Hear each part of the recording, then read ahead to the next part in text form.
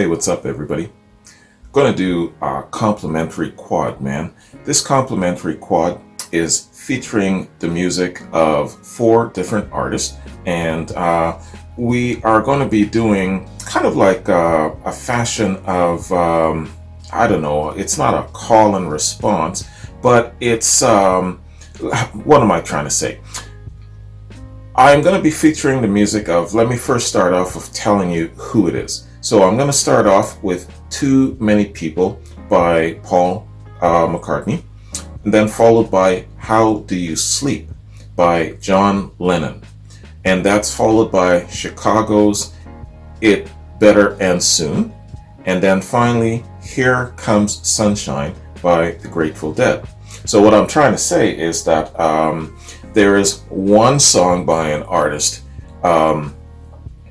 aimed towards another artist, and then the other artist has a song that is now aimed back in response. Call and response came to mind, but it's not exactly the same thing. It's, one person shooting to another person shooting back. So I guess Paul McCartney and John Lennon had this back and forth kind of relationship for a while in their past. So I heard about this, but I'm now having a chance to actually look into it further. So it's going to be quite an interesting quad, man, and definitely a lot of story behind the music.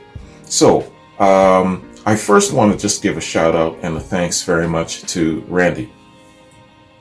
Randy, thank you, brother. I appreciate the recommendation and the links, and definitely all of the notes. Randy has taken some serious time to write me some decent notes here. So he's written me some notes starting off the song, and then also there is a general address. So let's read Randy's note. Randy says, hey Wayne, hope you're staying safe in these crazy times. I'm going to go with the mixed bag method. I'm thinking of that buffet table that you're checking out and want to give you more options of great songs and artists before you go back for seconds. The only cohesion with these 4 tunes is that they are amazing tunes and they are songs that move me. I'm mostly a music first and lyrics second kind of guy, but these songs have great lyrics. And he's talking specifically about the first 2 songs, the Lennon and the McCartney first and then the Lennon songs as well. So let's first start with Too Many People by Paul McCartney, and let's read Randy's note about this song. Randy says, this song was done shortly after the Beatles' breakup and was a little dig on John and Yoko for being too preachy and for John insisting Yoko be in the recording studio when girlfriends were never allowed before. Live version from 2006. Bonus, she came in through the bathroom window. Okay, so it's got a little bit of something attached to it. All right, man. So very interesting. Let's check this out. Paul McCartney, Too Many People. Let's get it.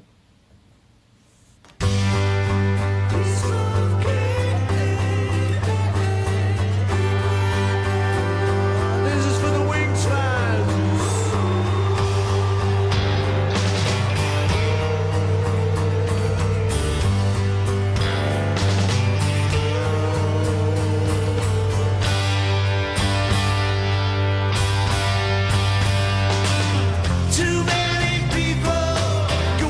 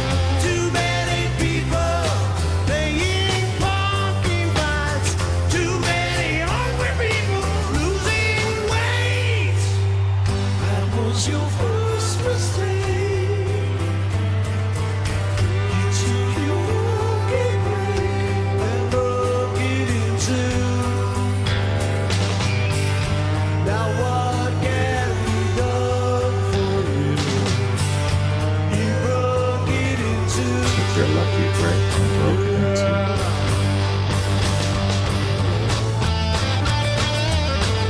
So if this is addressed to John, Paul is saying that, look at what I did for you,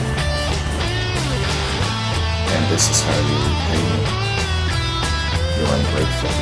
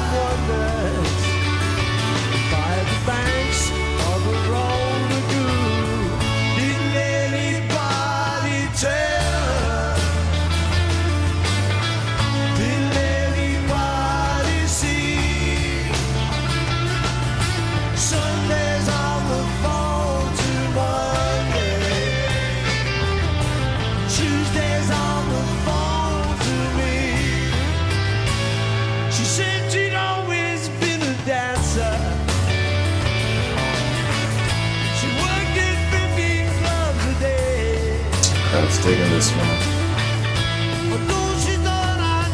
They're very nostalgic as well. Well, I knew, but I could not say, and so I quit the police department. Got myself a steady job. Though she tried her best to help me, she could steal, but she could not rob. Didn't anybody tell her? I gotta re-upload all my Beatles stuff. Didn't anybody see? I did a reaction to this full album. Sundays on the phone to Monday. Tuesdays on the phone to me. She came in through the bathroom window. Extended. Okay. Nice outro.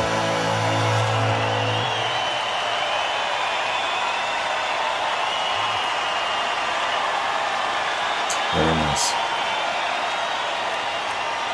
Great shot of the crowd, seeing their enthusiasm and their appreciation.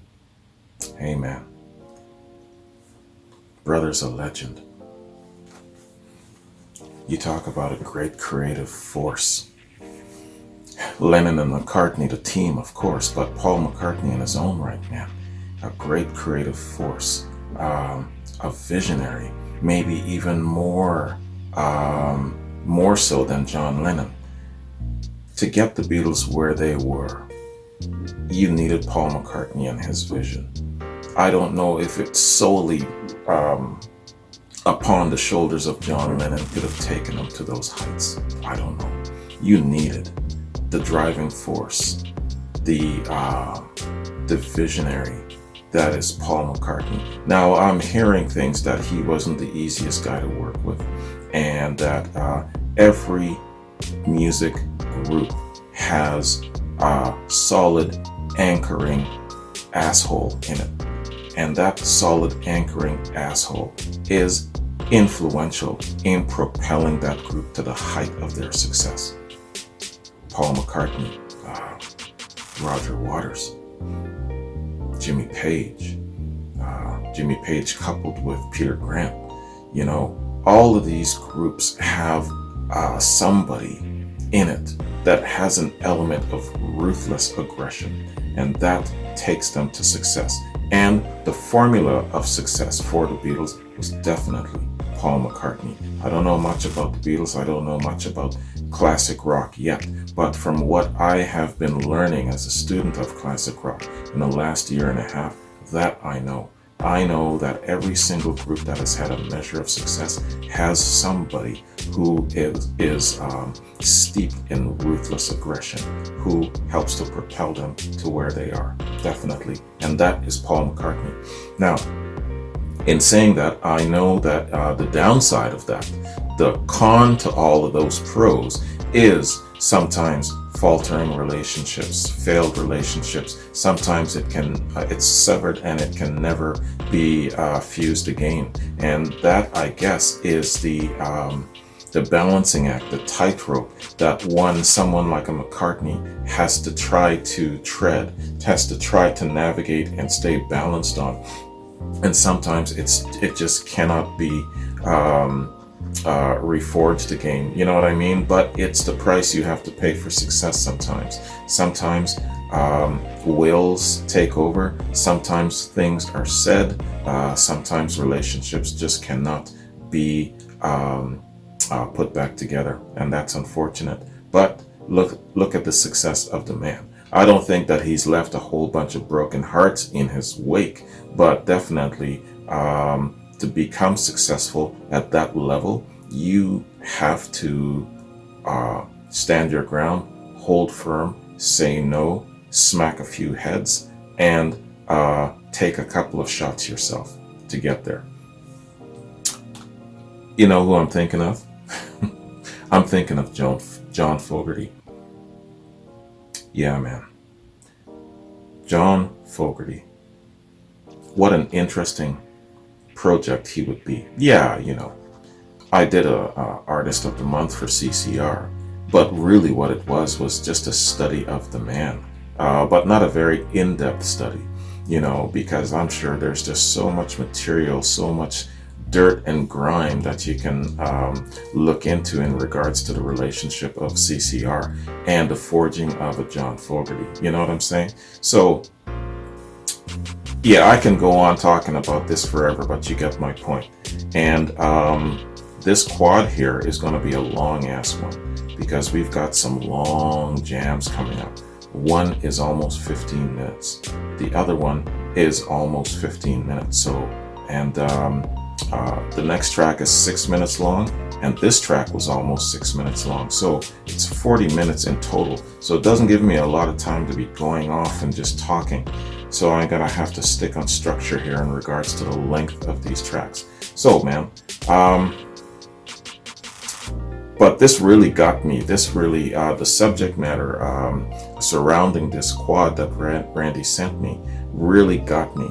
And in regards to being a student of rock and roll, a novice in rock and roll, you know, you got to make allowance for the education that lies within here in regards to the relationship factor around Paul McCartney, somebody who's that successful and all of these different things. So it's very, very intriguing to get the story behind the music. That's my point. I'm not only fascinated with the music itself, but the story behind it. You've heard me say this so many times. What was the motivation? What did they have to sacrifice? What did they have to go through in order to get the music to us? You know what I'm saying? So this is the stuff that I like to uncover, that I like to understand. You know, and sometimes it's good to know, sometimes it's not so good to know. I mean, I've learned things in the past about certain artists that I idolized and that I really liked, only to then, after I learned a little bit more, I've kind of, you know, it's kind of killed it for me to a certain extent. You know, I won't share which particular artist, only because I don't want to rain on somebody else's parade, you know what I'm saying? So I'm going to keep that to myself. But what am I trying to say? I'm trying to say that even though there's that danger of not liking an artist as much anymore once you've learned about them, I still want to go through the process of learning. So the pull to learn about the music and the artist is just as great as me wanting to actually experience the music. So, enough talking about me. Let's get on to this, man. Let's learn a little background about this song, the artist, and the relationship. So, Too Many People. Too Many People is a song by Paul McCartney from his and his wife Linda McCartney's 1971 album Ram, as well as the B-side of the Uncle Albert Admiral Halsey single. Background. McCartney admitted that the song was a dig at John Lennon and his wife Yoko Ono. Here's a quote. I was looking at my second solo album Ram the other day, and I remember there was one tiny little reference to John in the whole thing. He'd been doing a little of preaching, and it got up my nose a little bit. In one song, I wrote, "Too many people preaching practices," I think is the line. I mean, that was a little dig at John and Yoko. There wasn't anything else on it that was about them. Oh, there was. You took your lucky break and broke it in two, unquote. That's a powerful one. Well, both of them are powerful. You know, too many people preaching practices, right? So the presence of Yoko Ono in the whole Beatles pool was a factor. I don't care what anybody says. You bring in a foreign influence, somebody who will chime in and reinforce and get behind somebody else like a wife would, you know, that is going to tear down the establishment of any strong enterprise. I don't care what anybody says. You know, her presence definitely was one of the nails in that coffin, for sure. And as well, you took your lucky break and broke it in two. That's powerful, because I think what Paul is saying here is that, yeah, man, because of me, you have acquired a great amount of success. And I see this as a little bit of ungratefulness. You know, I think that's what he's saying in this particular passage. Sorry for the background noise. My damn neighbors are ruffling about doing some stupid shit. I don't know what they're doing. All right. The song also begins with the line, "Piss off," later revealed to be a direct attack on Lennon. So there you go. 3 digs, you know, 3 digs in the one song. And this is Paul again being quoted. "Piss off cake, like a piece of cake, becomes piss off cake. And it's nothing. It's so harmless, really. Just little digs. But the first line is about too many people preaching practices. I felt John and Yoko were telling everyone what to do, and I felt we didn't need to be told what to do. The whole tenor of the Beatles thing had been like, to each his own. Freedom. Suddenly it was, you should do this, you should do that. It was just a bit of the wagging finger, and I was pissed off with that. So that one got me to be a thing about them." Unquote. That's Paul McCartney, Mojo Magazine, 2001.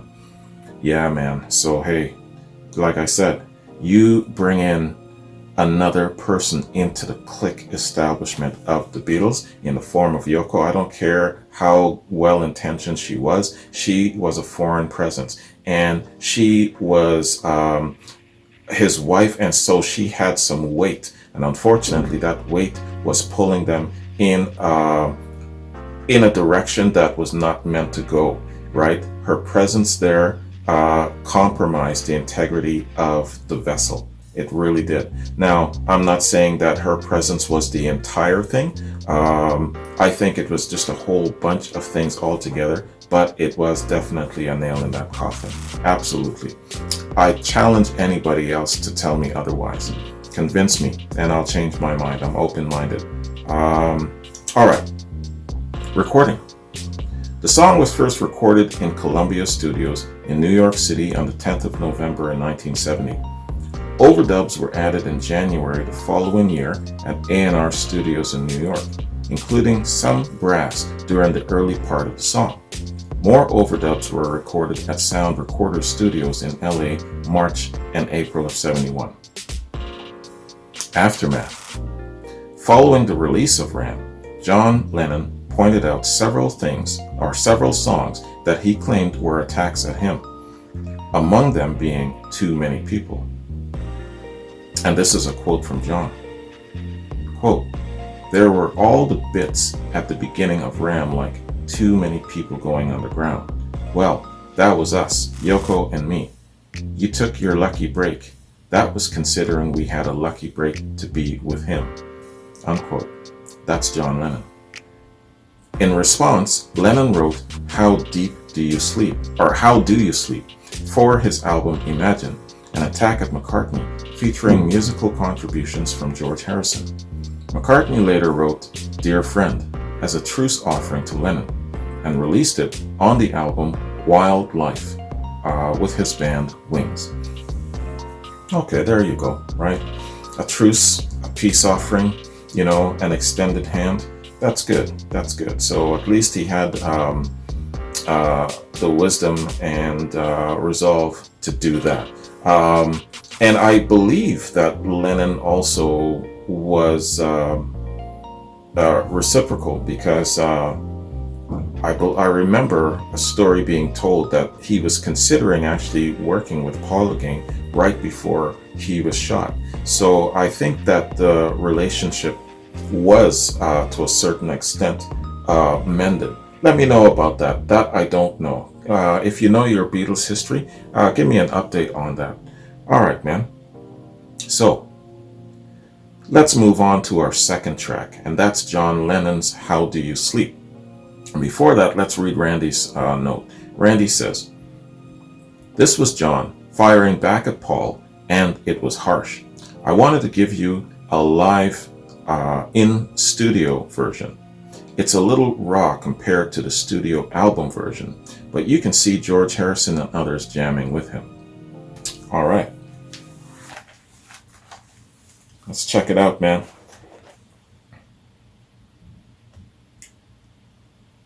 How Do You Sleep? John Lennon. Let's get it.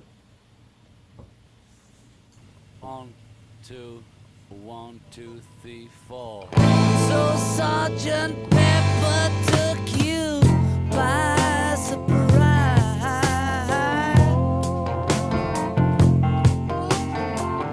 You better see right through their mother's eye.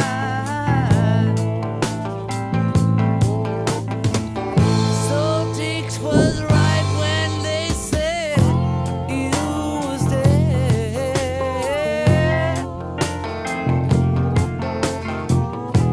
You one mistake you made was in your head. Tell me,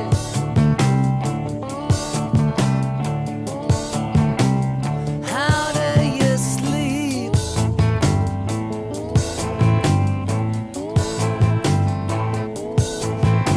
Tell me,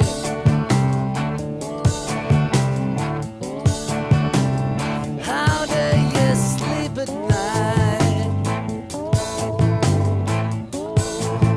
It's coming out of the gates, firing back. You live with straights who tell you you was king.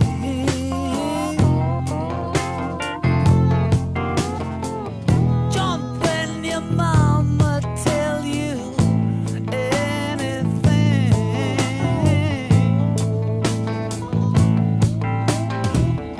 The only thing you done was yesterday.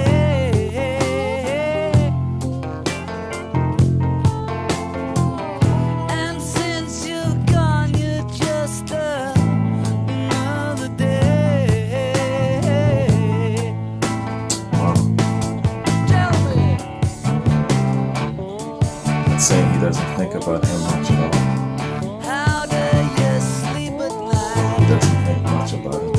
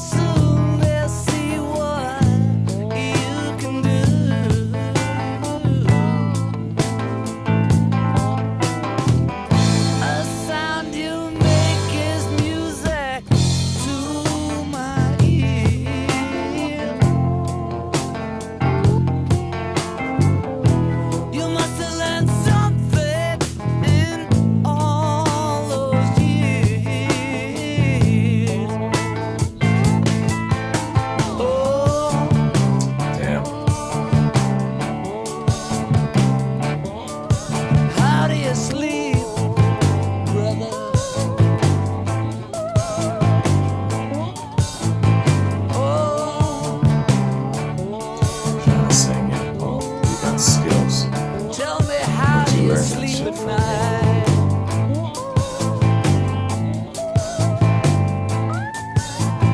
Hit it.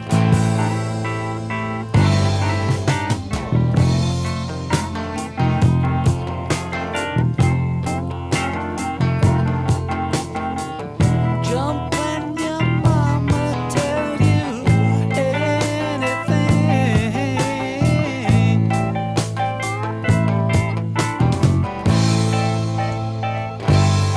Is he referring to Linda? Jump when your mama tell you anything. But pretty soon you'll see what you can do.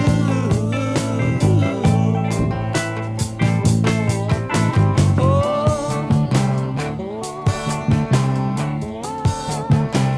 how do you sleep at night? They both accuse each other of being whipped by their women.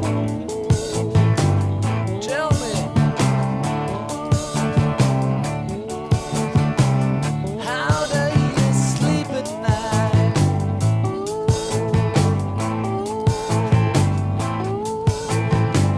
Tell me, how do you sleep at night?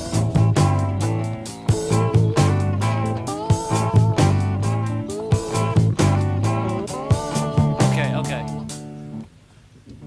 Do you think we should listen and see what we're doing or what? That was excellent, man. Are you kidding me? That was perfect. Could have kept that jam going a long time. Okay. How do you sleep?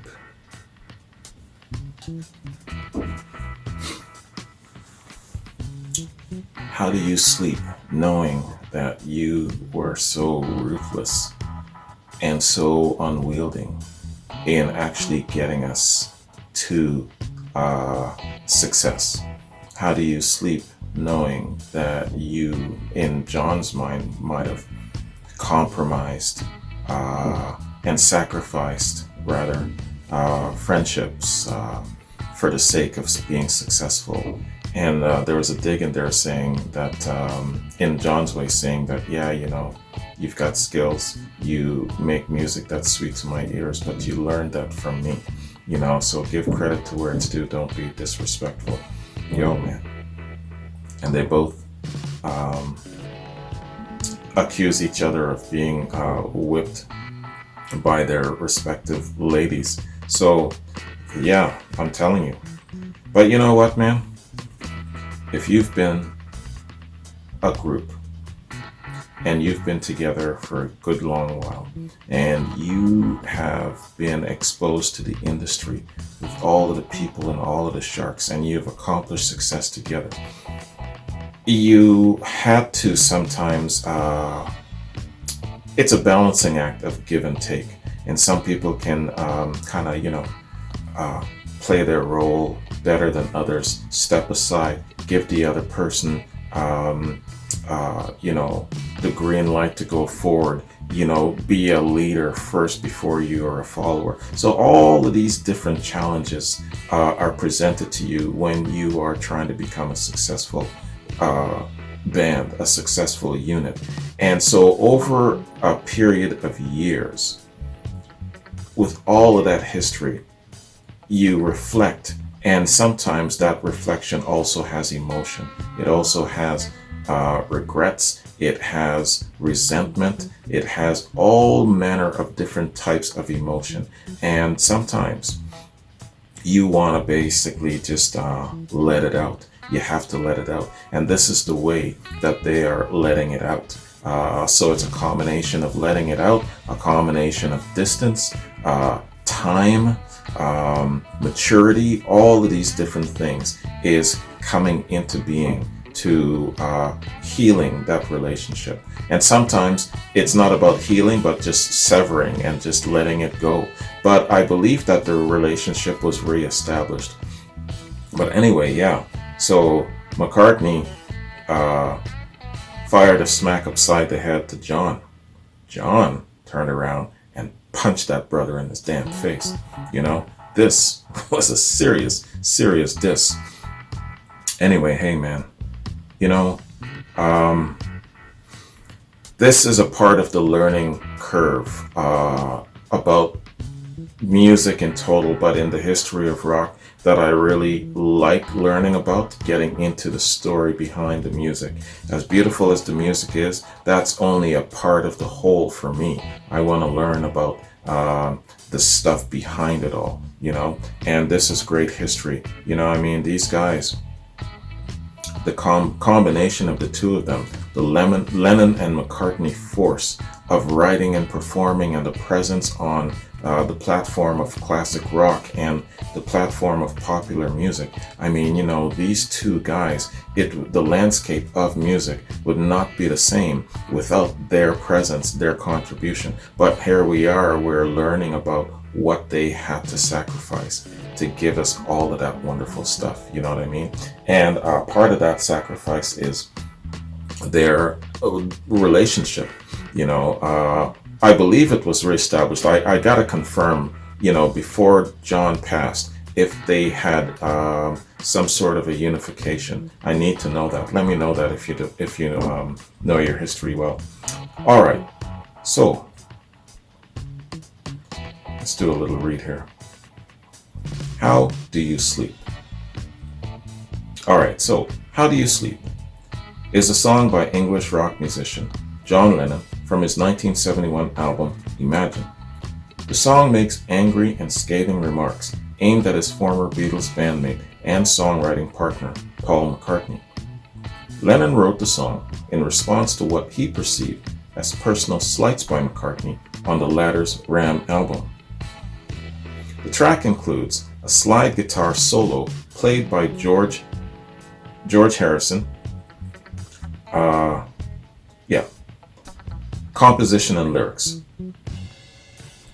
John Lennon wrote How Do You Sleep in the aftermath of Paul McCartney's successful suit in the London High Court to dissolve the Beatles as a legal partnership.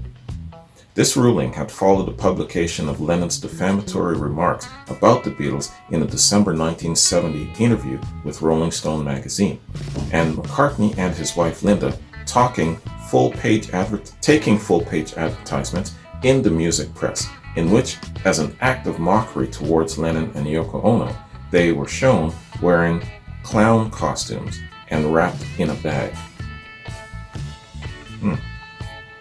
Following the release of McCartney's album Ram in May of '71, Lennon felt attacked by McCartney, who later admitted that lines in the song, Too Many People, were intended as digs at Lennon.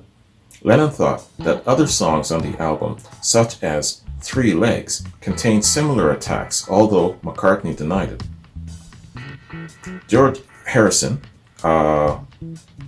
was co-produced by Lennon, Phil Spector, and Yoko Ono. Okay, so sorry, I'm mixing up my reading here. All right. Reception and aftermath. Let's read that. In a contemporary review of Imagine, Ben Gershon of Rolling Stone highlighted How Do You Sleep among the album's 3 really worthy, musically effective numbers, but found it horrifying and indefensible as a song that lay waste to Paul's character, family, and career. Gershon concluded, the motives for Sleep are baffling. Partly, it's the traditional bohemian contempt for the Burgess. Partly, it's the souring of John's long-standing competitive relationship with Paul, unquote. Yeah. Eventually, it comes out. Eventually, you get to say what you've been holding in for so long and all of that sort of thing. And hopefully at the end of that, you have enough material to salvage or start over, you know. Sometimes not, but I think in this case they did.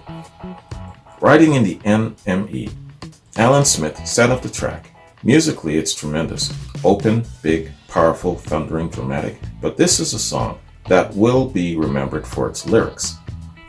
As its ultimate put-down of McCartney, Smith identified the couplet, "The sound you make is music to my ears. You must have learned something in all those years." Yeah, definitely. In Melody Maker, Roy Hollingworth lauded Imagine as the best work that Lennon had ever done and described How Do You Sleep as the unnerving slash at McCartney, a slow funk with Comanche or maybe Sioux-flavored strings, unquote. Soon after the album was released, Lennon said that the song was an answer to Ram, but added, here's a Lennon quote here, it's a big one. Quote, "There's really no feud between me and Paul. It's all good, clean fun. No doubt there will be an answer to Sleep on his next album, but I don't feel that way about him at all. It works as a complete song with no relation to Paul. It works as a piece of music. I started writing it in '69, and the line, 'So Sgt. Pepper took you by surprise,' was written about 2 years before anything happened. There was always a musical difference between me and Paul. It didn't just happen last year, but we've always had a lot in common, and we still do. The thing that made the Beatles what they were was the fact that I could do my rock and roll and Paul could do the pretty stuff. But hardly a week goes by when I don't see and or hear from one of them. That's one of the Beatles," unquote. Okay. And then John says again, in 1980, quote, "I used my resentment against Paul to create a song, not a terrible, vicious, horrible vendetta. I used my resentment and withdrawing from Paul and the Beatles and the relationship with Paul to write How Do You Sleep. I don't really go around with those thoughts in my head all the time," unquote. Yeah, he's just saying that he just had to vent. He just had to release it. Paul had to release things. He had to release things. We're going back, how long have they been together? So if this was in 1980, so let's say they started together from 1960. So that's 20 years of just frustration and holding things back and not being able to say what you want to say because it's for the benefit of their success and their brand. And they had promises to keep. They had to keep it civil somewhat while they were together as a creative force, while they were together as the Beatles. And they held it together as long as they could, but they still had things that they had to get off their chest.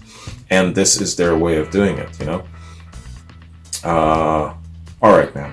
So that's interesting. I want to do a little bit more digging and research about the Beatles' relationships. Definitely. There's so much, and I'm sure that it's a highly contested back and forth thing, especially that argument about, you know, okay, let me ask you this question. Just because I can be an asshole at times, let me ask you this question. And I know it's going to stir up some shit. Yoko Ono. Was her presence within that group a strong influence in the group falling out?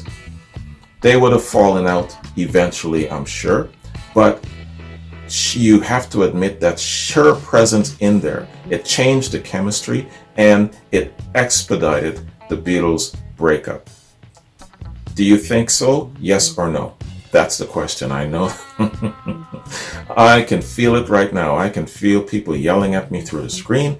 I know that I'm going to be getting some crazy messages and stuff like that. People still send me private messages in my private email and just tear strips off of my ass. And I know that's what's going to happen. But hey, I am a student of rock and roll. And this is a question that has to be asked. In my personal opinion, based on my limited amount of knowledge, I'm feeling that her presence there did not do them any good for sure. But I think that it was strong. I visualize her chirping in when John and Paul are back and forth. And that is the beginning of the end. When you bring in another presence, another force in the mix. You know, and that is enough to make that pot boil over. I can see it. That's how I feel. Personally, I feel that her presence should not have been in the studio. I think that if they established that law in the beginning, no wives and girlfriends present within the fabric and the mix of what we're doing, it should have stayed that way to the very, very end. And in my opinion, I believe that John broke that mold. In my opinion, that's how I see it. Anyway, how do you see it? That's what I want to know. So let's move on. All right. Some strong conviction there, huh? Let us move to our third track, man. And this is Chicago. It Better End Soon.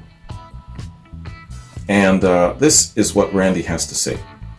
This is Terry Kath and the early lineup of Chicago at their best. Hendrix has said that Kath was his favorite guitarist. Anti-war song, so hold on. Okay, I hear you, Randy. Apologies again for my loud-ass neighbor. I don't know. I think what they might be doing is working out with weights, because it sounds like it's a very, very heavy sound that reverbs into the walls and stuff. Anyway, I hope it isn't bothering you as much as it's bothering me. All right, man. Chicago, It Better End Soon. Let's get it.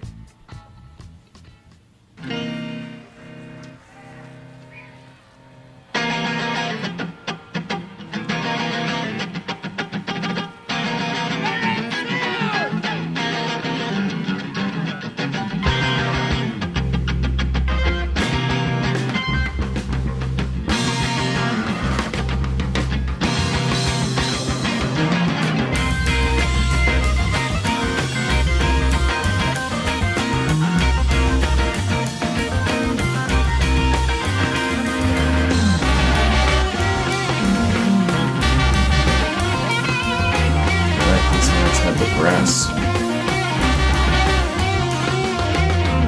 Sexy subs.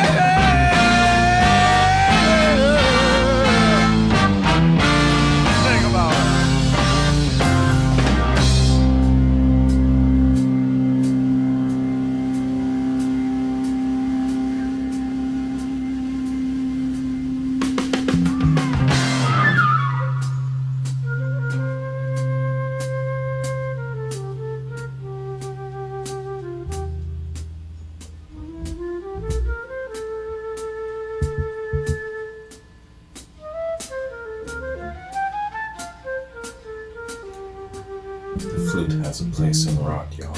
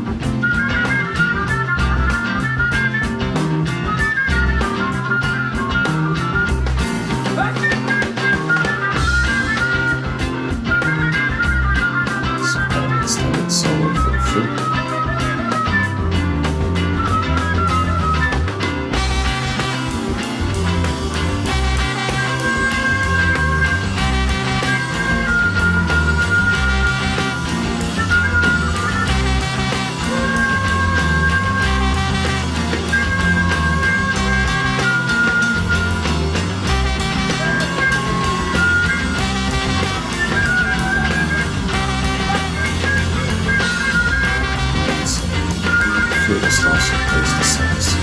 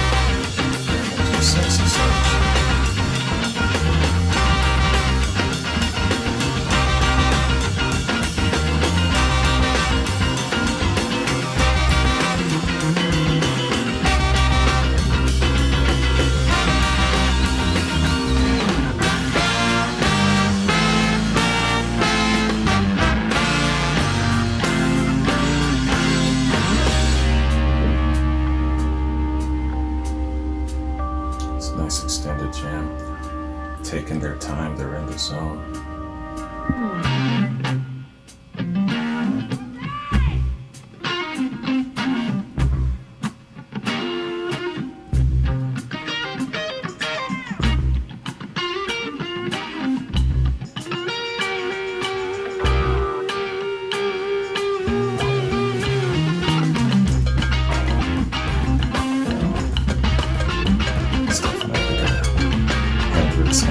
Sound.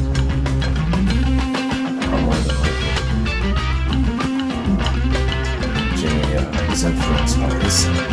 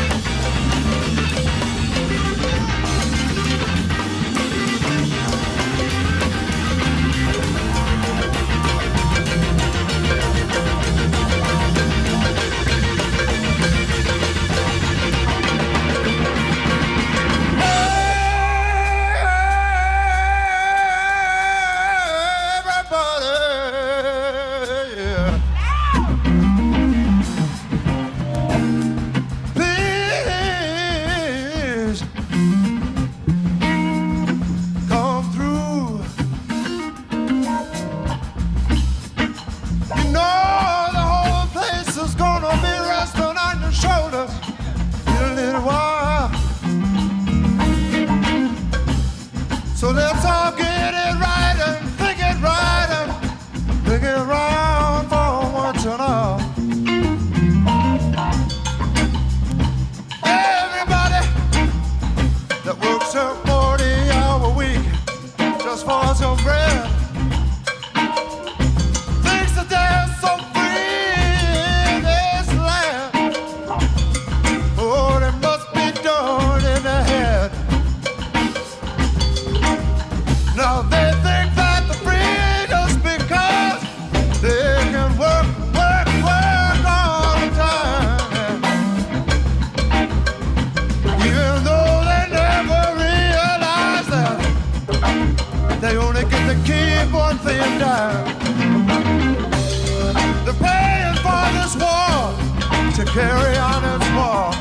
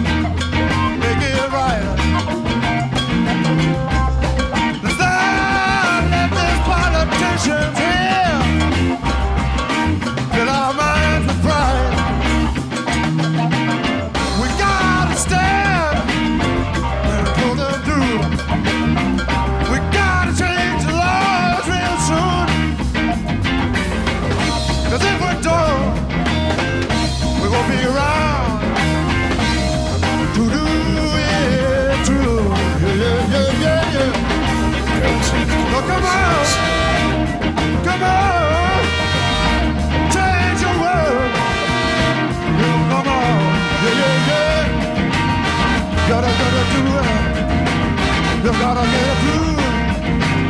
You gotta pull it through. You gotta pull it through, yeah. Come on, dude. It's up to you. What you gonna do, yeah. Gonna make it through, yeah. Come on, everybody. Stand, everybody. Make it right. Big peace on the tonight, yeah. Please. Do it soon. Do it for your own lady now. Do it for your kids. Come on. Come on. Come on. Come on. Fill that studio with a whole bunch of politicians. Come on, please. All the leaders and just jam it up until they're convicted enough to do something. And that's stupid.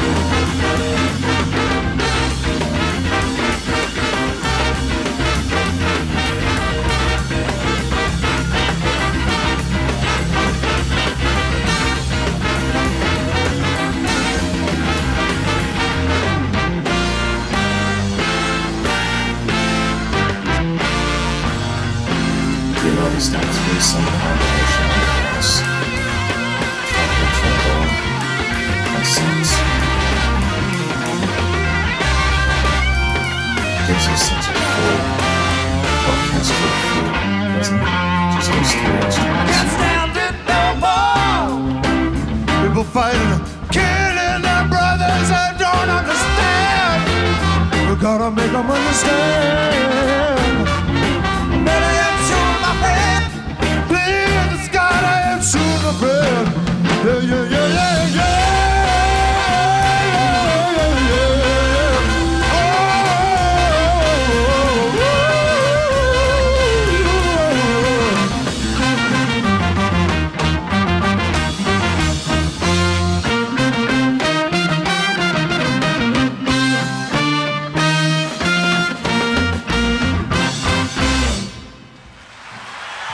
Walter Parasite, a flute solo.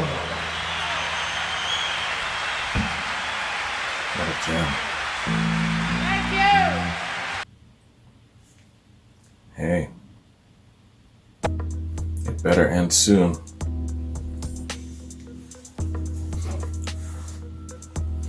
If you're one of these pinheads in Washington, responsible for being able to stop the damn war and the silliness and the chaos and whatnot, and you're on the fence about doing it, you know, you sit them down and you have these guys jam like that, that'll make them definitely change their minds towards peace. Let me tell you, how could you not be convicted when you see a fantastic performance like this, a great powerful jam like this with such a strong message, man, a call to action, definitely, man.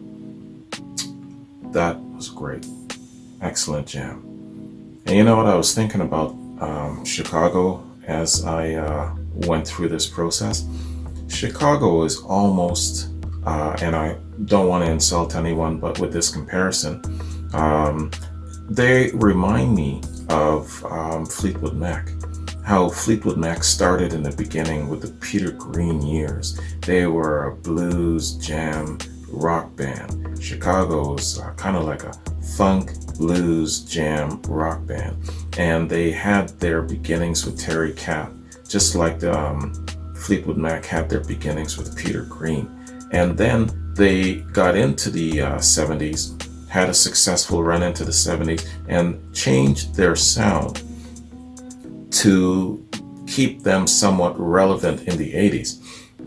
And this is the Chicago that I kind of grew up knowing, you know, under the helm of Peter Cetera, and some of their love songs, some of their commercial songs. I remember the video Stay the Night.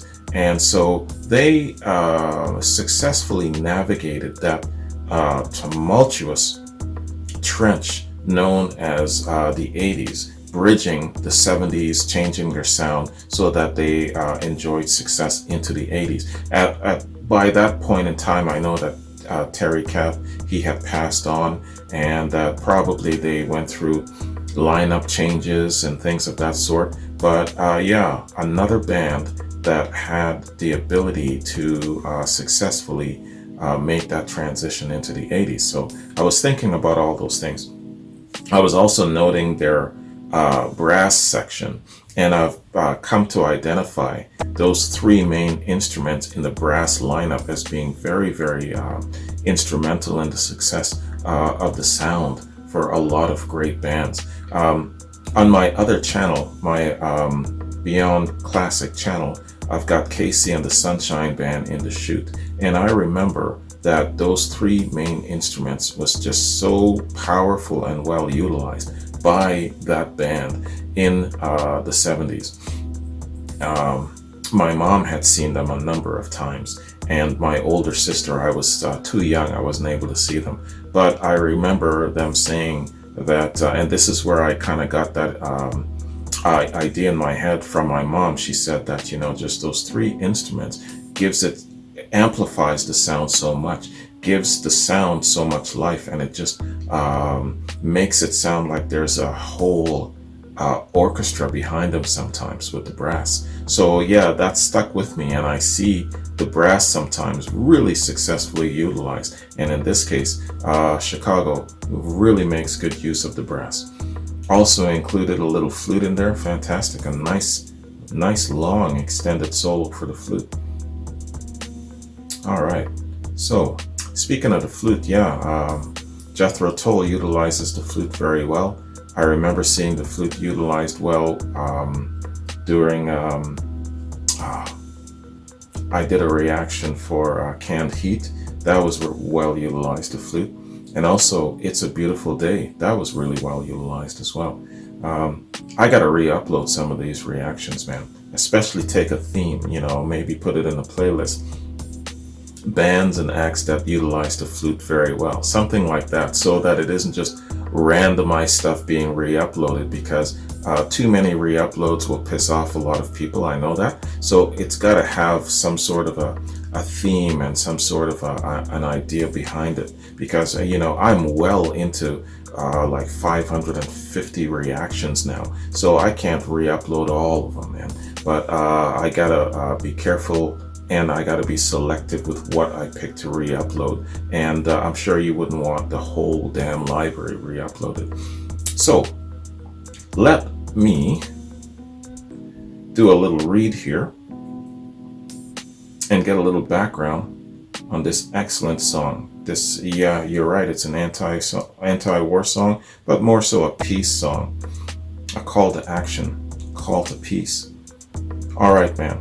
It Better End Soon appears on the album Chicago. Chicago is the second studio album by Chicago-based American rock band Chicago. Like their debut album, Chicago Transit Authority, this was a double album. It was their first album under the name Chicago.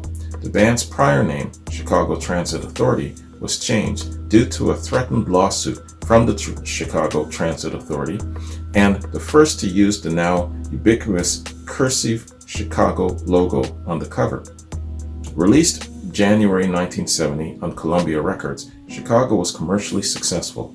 It was certified gold by the RIAA in April of the same year of its release, and certified platinum in '91. It reached number 4 on the album charts in the US and number 6 on the album charts in the UK, and produced 3 top 10 singles on the Billboard Hot 100. The album received 3 Grammy Award nominations for Album of the Year, Contemporary Vocal Group, and Best Album Cover. It was voted Best Album of 1970 by readers of Cashbox magazine, and the 1971 Best Small Combo LP by readers of Playboy magazine. Recording and production. The album was produced by James William Guercio, who was Chicago's producer for his first 11 albums, and was recorded in less than a month during August of '69. In 1970, James Pankow said about the album, quote, "We think it's better recorded and better played than the first. None of us feel, though, that we are really a recording group yet. We are all scared in the studio. We are really a live group," unquote. So James Pankow, I'm not sure who that is, what instrument he plays. Artwork and packaging. The Chicago logo, which made its first appearance on the cover of this album, was designed by John Berg and fashioned by Nick Fasciano, who were both nominated for a Grammy Award for Best Album Cover for their efforts. John Berg said the Coca-Cola logo was the inspiration for the Chicago logo. The cover artwork is part of the permanent collection of the Museum of Modern Art in New York City. The band's official website labels the cover design Silver Bar. Critical reception, let's go there. Contemporary reviews for the album were mixed. In his review for the Chicago Sun-Times, writer Al Rudis says Chicago's second album confirms that Chicago is one of the most exciting, most original, and most accomplished jazz rock groups in existence, unquote. Whereas in a review for the Village Voice, Robert Christgau gave Chicago a D+ and called it sterile and stupid, writing that, quote, if Duke Ellington never got away with an extended work for horns and meaningfulness, what makes James William Guercio and the self-designated revolutionaries who are his cohorts think they can, unquote. Robert Christgau being himself. There have been positive retrospective reviews. Lindsay Planner from AllMusic gave the album 4.5 out of 5 stars and said its songs underscore the solid foundation of complex jazz changes with heavy electric rock and roll that the band so brazenly forged on the first set. Jim Beveglia, writer for the American Songwriter, said, 50 years after its release, Chicago 2 still stands as one of the band's signature achievements. Listening to Chicago now, it's remarkable just how smoothly the various pieces blend together, unquote. Wow. It's amazing, how different every single critic sees one piece of work. Unbelievable. I have to find out how these critics become critics. A year and a half later, I'm still intrigued. Explain this to me, somebody out there. There's a number of music people out there who actually tune in and explain to a brother, how does one qualify to become a critic? I think I might want to be one. Yeah, let me know how one qualifies to become a critic. I'd really, really like to know. I'm intrigued as hell. All right. So, man, let's go to our final track, and that is the Grateful Dead, Here Comes Sunshine. And let's read a note from Randy. Randy says, this is the song that turned me into a deadhead when I was 30. Up to that point, I had a few albums, but this opened me up to their vast catalog of live performances and concerts.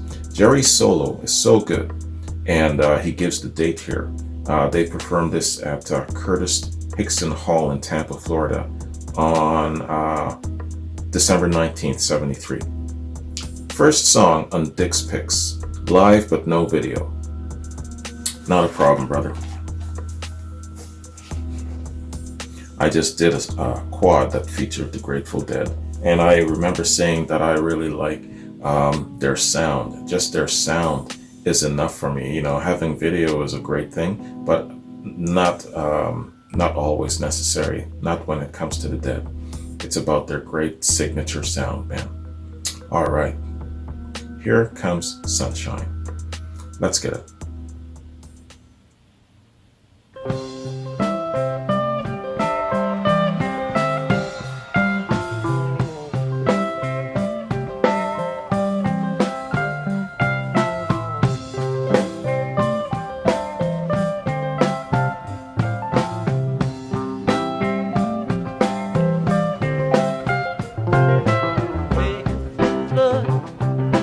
Laughing more.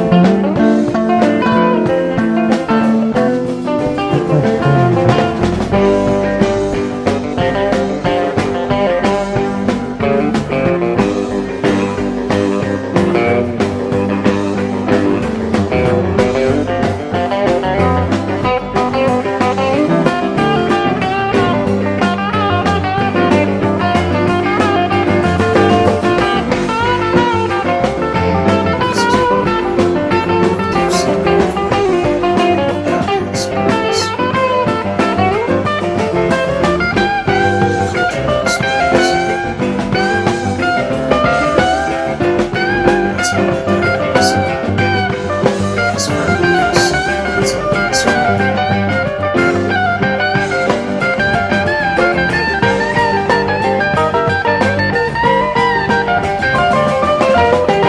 This is, he doesn't remember how many times he's seen it.